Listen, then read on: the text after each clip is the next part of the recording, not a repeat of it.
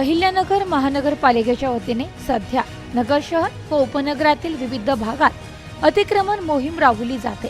बहुतांश रस्त्यांवर व्यावसायिकाने केलेल्या अतिक्रमणांमुळे वाहतुकीची कोंडी निर्माण झाली आहे। वाढत्या रहदारी वाहतुकीमुळे व बाधिकरणामुळे होणारी वाहतूक कोंडीची समस्या लक्षात घेऊन महानगरपालिकेच्या वतीने अतिक्रमण विरोधी कारवाई राबवली जाते।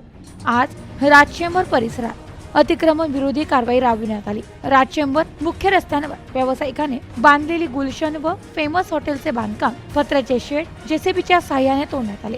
या कारवाई प्रसंगी महानगरपालिकेच्या अतिक्रमण विभागातील अधिकारी कर्मचाऱ्यांना पोलीस अधिकारी व पोलीस कर्मचारी मोठ्या संख्येने उपस्थित होते। येत्या 4 ते 5 दिवसात पवित्र रमजान या उपवासाच्या महिन्याच्या सुरुवात होत आहे।